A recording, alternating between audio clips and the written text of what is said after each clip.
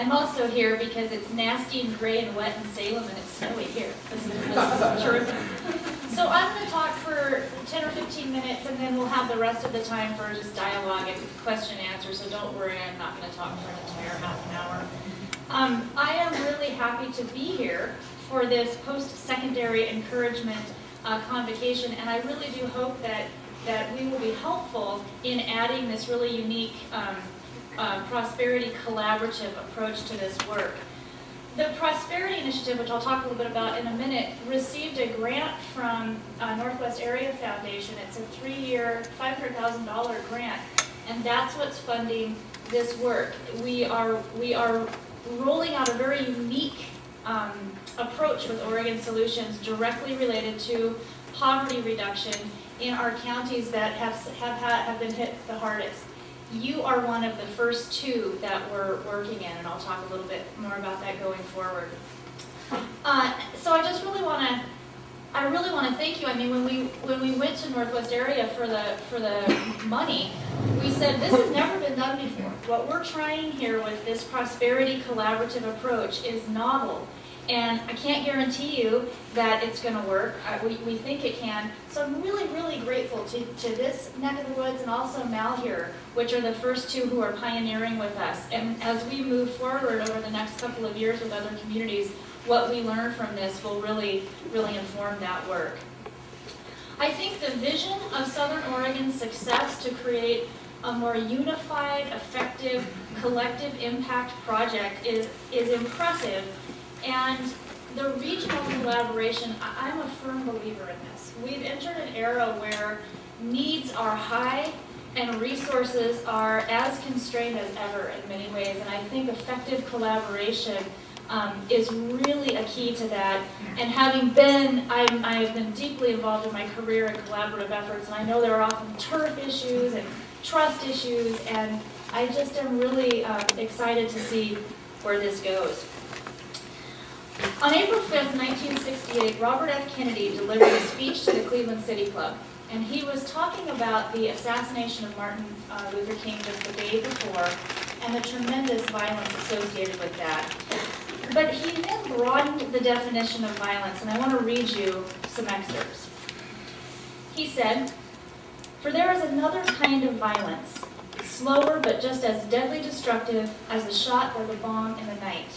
This is the violence of institutions, indifference and inaction, and slow decay. This is the violence that afflicts the poor.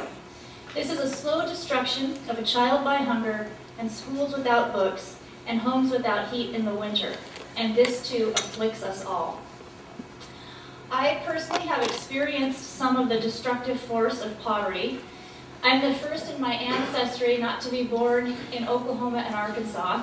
That happened because my mom left her first husband for his younger brother. So they had to get the heck out of Dodge, literally. But I was really raised a rough little redneck Okie up in the foothills of Washington State. My folks were hardworking, uneducated. They were able to buy this little shack, literally, that had come free on a little bit of second growth forest acreage. We lived for a time without running water or electricity, and slowly as they worked, they would buy building supplies and we would rebuild that funky old place. Literally would bathe in the summer in Old Man Green's pond up the road, I'm not kidding. But alcoholism and mental illness took a toll on my family, and I wound up on my own at 16. And I really have struggled financially for most of my life. I know exactly what it's like to have to choose between paying the rent or keeping the electricity bill on. I know what it means to have to put off going to the doctor because you've got to have that last little bit of money for gas to get back and forth to work in between paychecks. And I can tell you, and I know I'm not telling folks in this room, poverty is stressful, it's exhausting, it can be absolutely debilitating. Right now, according to federal statistics, there are about 17.5% of Oregonians are in poverty. I know in some of these areas it's much higher than that. But the point that I like to make about that is a completely lowball number. The federal poverty level has not been adjusted for inflation since the 1970s and grossly underestimates the number of people who are really struggling just to keep shelter over their heads and food in their kids' bellies.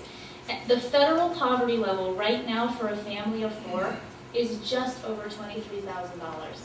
If you're making $23,551, you do not register as impoverished in Oregon. That's not a lot of money to survive on.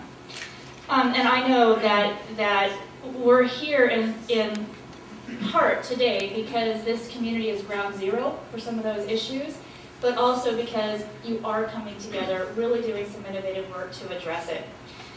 I think that it's more obvious that poverty is a human tragedy, but I think it's really, really important to realize what an economic drain it is. It is estimated that poverty costs the U.S. every year about $500 billion. And it costs us in ways that are not necessarily easily seen. Your focus on education and wraparound services for at-risk families, critically important. Kids in poverty are much more likely to struggle academically than higher income kids. And in fact, this is a stunning statistic. Kids below that poverty level graduate high school half as much as kids in higher income brackets. They tend to have worse health over the entire course of their lives, which raises healthcare costs for all of us. Poverty is a direct contribution to kids winding up in juvenile justice system, costs of which are going higher all the time. So it's very systemic. And just failing to address hunger, just one of the symptoms of poverty in Oregon, costs us about $2 billion a year. And that's in increased healthcare costs related to malnutrition and educational losses for kids who just show up too hungry to concentrate.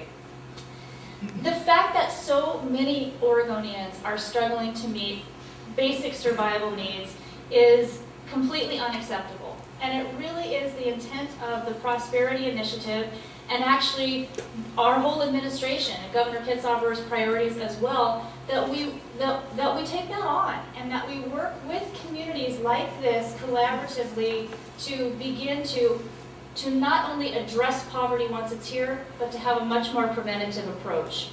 The aim of the Prosperity Initiative is to ensure that all Oregonians have access to basic economic security, a shot at a healthy life, and an engaged citizenry.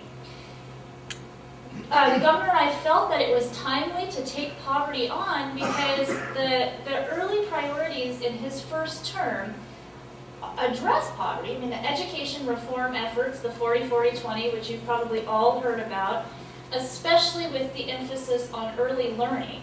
That's a direct, evidence-based way to begin to break the cycle of generational poverty. Increasing access to higher education, critically important, whether it's 4-year or certification, that's what the focus of what you're doing, critically important to beginning to create pathways out of poverty.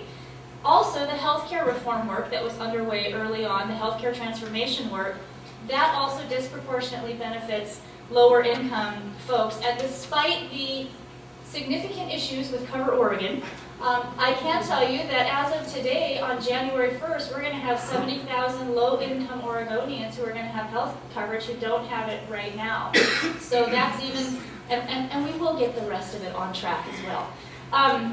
But while we have those critical system transformation pieces in play, we still did not have a framework for really connecting the dots, for really talking about and making it explicit how each of these things contribute to either increasing poverty or improving opportunities for prosperity. And that's really one of the major purposes of the Prosperity Initiative to this point. And our approach is really twofold. On the one hand, we're doing a lot to raise awareness about the crisis of poverty and the incredible organizations in this state that are putting forth an Herculean effort to get resources to the folks who are really in some very difficult circumstances, and many of those organizations I know are in this room right now. But just as importantly, while we want to really keep the focus on helping people who are hurting right now, we really want to go upstream. We really want to get to the point where we have far fewer of us needing those low-income services in the first place. Toward that end, we are now embedding poverty reduction strategies throughout the 10-year state budget plan. And I know you've just had lunch. I will go quickly through this. Don't let your eyes roll to the back of your heads. We talk 10-year budget plan. It sounds fairly boring, but I think it's potentially revolutionary. John realized, having been in office and then out of office in the private sector, you can't effectively govern a state in a 2-year biennial budget cycle. You cannot see the return on investment for investing in early learning in a 2-year window. But 4, 5, 6 years, it's many, many, many dollars to one. And as a sustainable development person, I was very excited about having a government entity take a longer range approach to assessing what our policy and budget decisions were doing. So we've now had a team of folks that I've been working with, my prosperity team, who have embedded a poverty reduction lens across every single intended outcome and recommendation that has been put forward in that 10-year budget plan. And that'll be out, I would say, within the next couple of months, and I'll be very excited to see where that is, and we will really also be encouraging feedback and input on that. We're also working really closely with the Oregon Business Council, and a year ago, the Oregon Business Council added a poverty reduction plan as one of, or a poverty reduction goal as one of the top 3 goals to the Oregon Business Plan for the first time. And were any of you up in Portland a week ago Monday for the Business Leadership Summit? A couple of you. I hope I'm not being a little too grand when I say I think that may turn out to be an historic day. The poverty theme and the need to address poverty as an economic development strategy was absolutely ingrained throughout the entire day at what is Oregon's biggest business convening. It was pretty exciting, to the point that we're actually beginning to get national attention now because our business community is so integrally connected to our poverty reduction efforts. In addition to these systemic approaches to poverty reduction, we've also been, through the Prosperity Initiative, supporting some prosperity impact projects. So how many of you know of the organization Kiva, K-I-V-A? For those of you who don't, it's been around a long time, it's very cool. You go online, it's an online platform, and for as little as $25, you can invest in a low-income entrepreneur. And it's not a grant, it's an investment. They have an over 90% repayment rate. Traditionally, Kiva has only supported entrepreneurs in developing countries, but we now have Kiva Oregon. You can go to the OregonProspers.org website and click onto it. We've got about 30 entrepreneurs who are going through it so far. We got our first one was funded in 4 days. And so far we have a 100% repayment rate. So would love to have you guys check that out. I now have, in addition to my portfolio of African women, I have a couple of Oregon micro-entrepreneurs that I'm supporting. Another one of our prosperity impact projects are opportunity communities. And this is a process that really is the brainchild of an amazing Oregon woman, Donna Beagle. Some of you probably know her.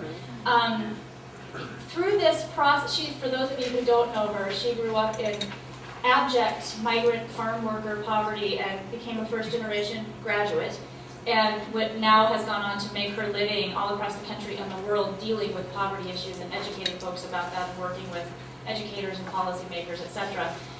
In this process, one of which we did in Klamath, people in the community who are concerned about poverty come forward and they agree to be trained as navigators.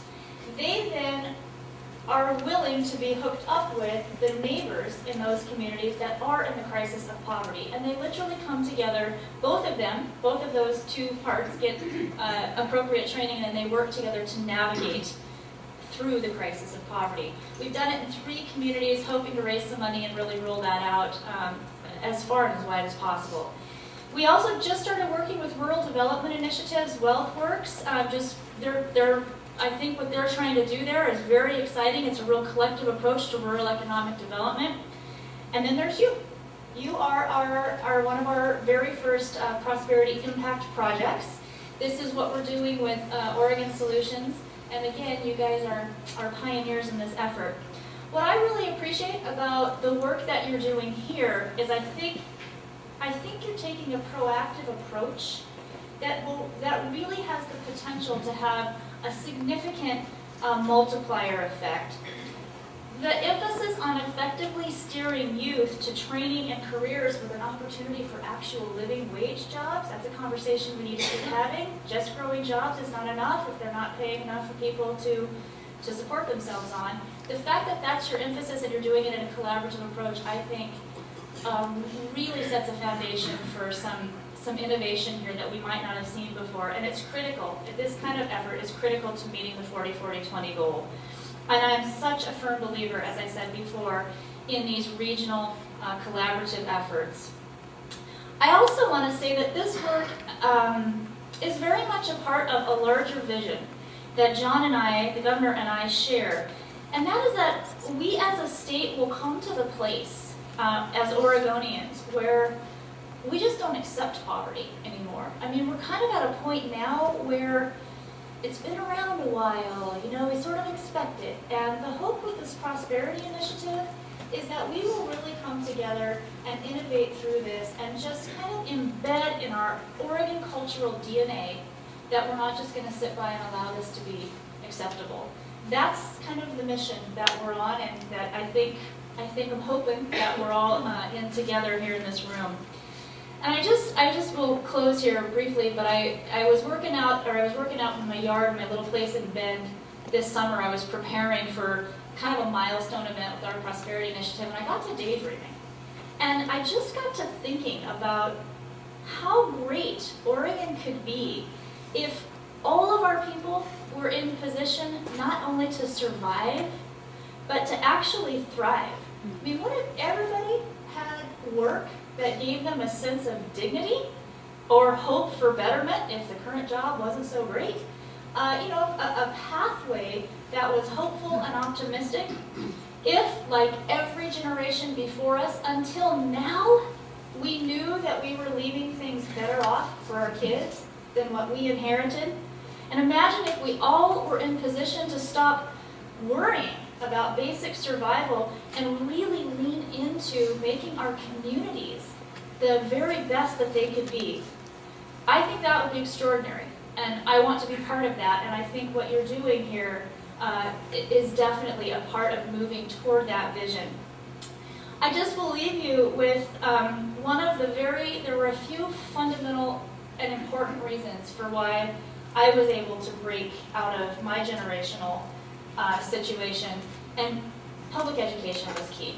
I mean, I went to a little podunk high school. I had 60 people in my graduating class. I was a really good student. I credit my parents for that, but things went off the rails for me when my family went off the rails. And I had a good enough public education system that I had one old crotchety principal and two teachers in this little tiny high school who were engaged enough and supportive enough to recognize I had gone off the rails. You know, there was just enough support for them to help me eke through high school, went through a couple of hard years, and then what really totally changed the trajectory of my life is I became a first-generation college grad.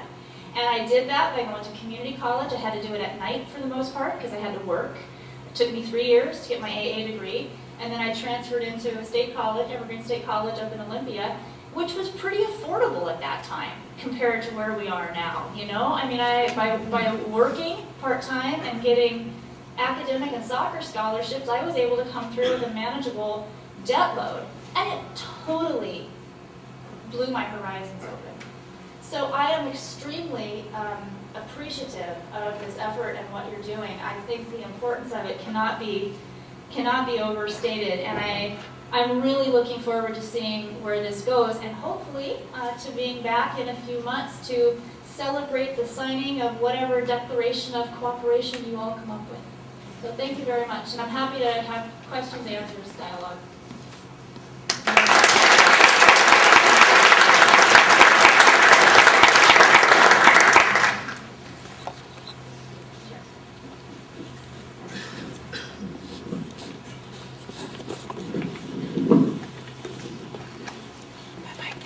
Don't be shy.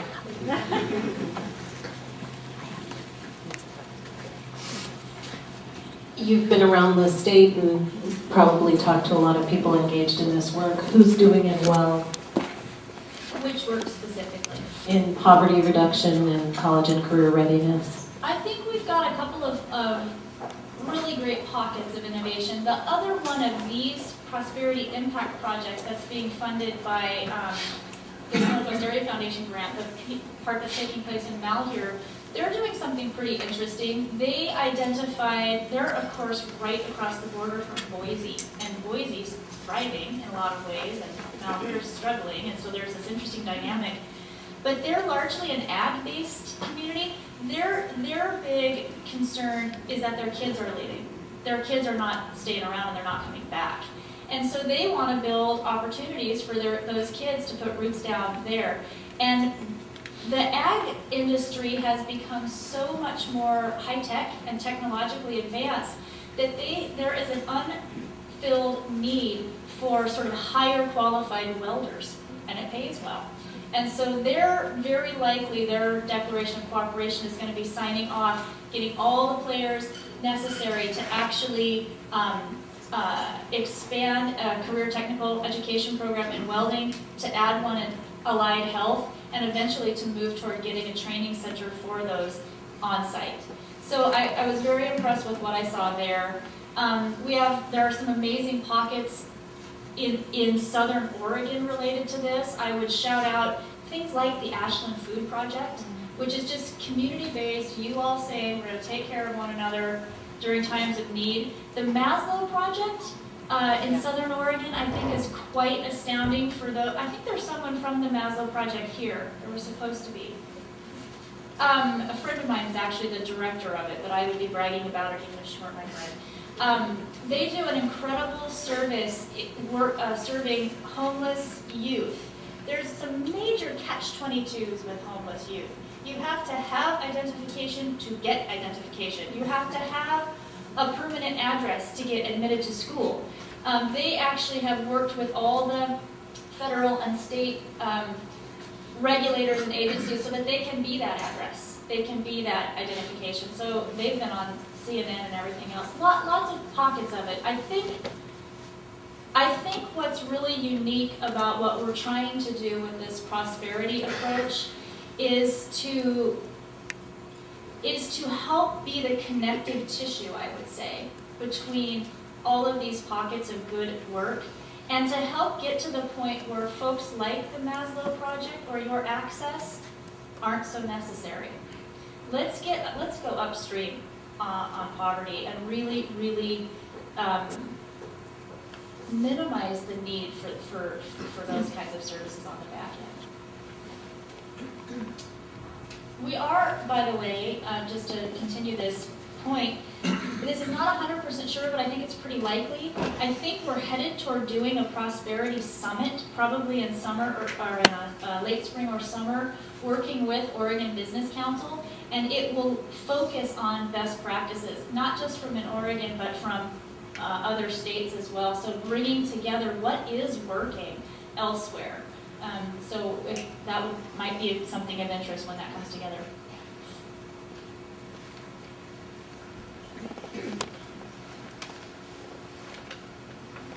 I'm not quite sure how to word this, but I'm curious how you're working together with mental health in the state of Oregon, teaming with them as far as poverty reduction.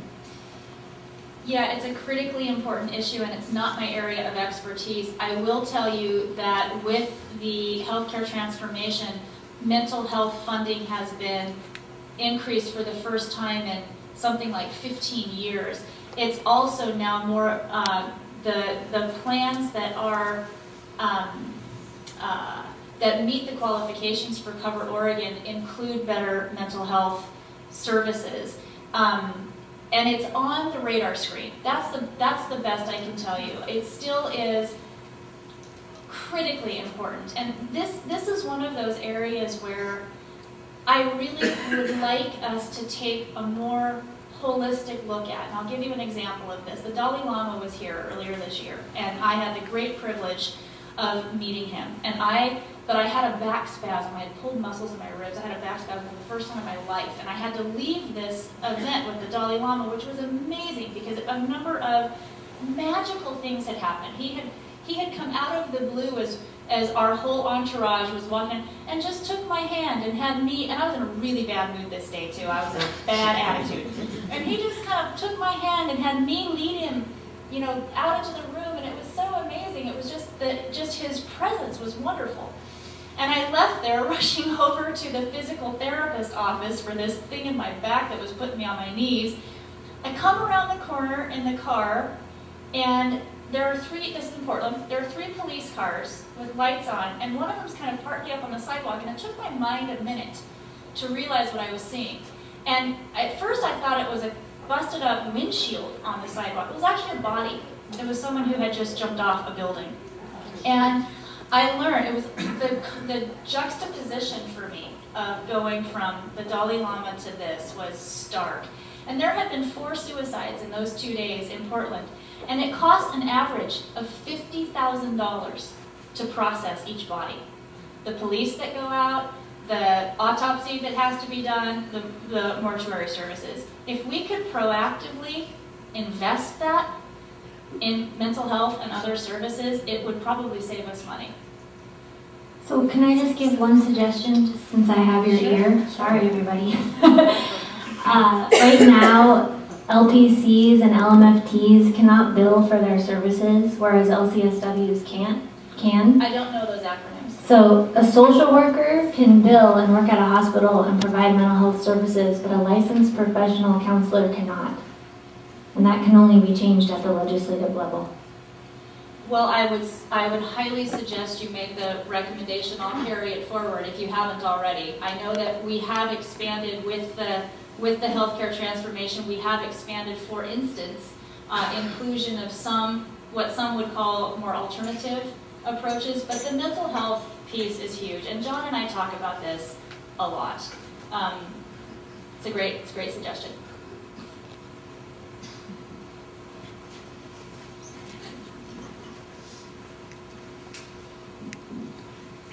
I'm Scott Perry. I'm the superintendent of the Education Service District, Southern Oregon Education Service District. And first of all, I want to express appreciation for you coming here in December all the way down on these roads. And that's particularly important here. So sometimes we almost have a sense that for the state, Oregon stops right after Eugene. And Southern Oregon, we've got, I don't know what % of the state's population, but having you come down is very significant, and we very much appreciate it. And each time the governor comes, it's very appreciated. One of the things that we have identified as we've done the interviews with the high schools is over and over again the difficulty with a kind of a culture, a non-college going culture, or a culture of not seeing the importance of education in terms of breaking the cycles that you're talking about. And I'm wondering, are there any like statewide PR efforts or other things that are happening on a state level that are impacting or that could impact the culture through television, through radio, through other mechanisms? It's one of the things we talked about this morning is breaking that culture or influencing that culture. I don't think so. It's a great suggestion, though. I don't think there is on a statewide level yet. One of the most fascinating things that I've learned from Donna Beagle's work that I mentioned is another thing I'm so grateful for. I actually had, as rough as it was, I had a pretty good early childhood, and even though my parents were not educated, they let me know that they valued education. You know, they taught me to read early. I had no idea how to go to college when I had no idea. Thank God the community college counselors were good and guided me through. But I had a little bit extra step in thinking that education could be a good thing. I know of this culture that you speak. Absolutely. My nephew, who I have had partial custody of, is in this point right now. He's actually in prison, and he's started taking college classes, and it has transformed him even there. I think it's important, and I think so many people who have been in are in generational poverty have never seen anybody that's really benefited from higher education. And the mentoring component of this is very important on a whole number of levels. There may be something that the Prosperity Initiative potentially could even take on at kind of a state level. Again, there are pockets of this happening, and you know, communities of color in Portland have programs around doing exactly that, but not statewide.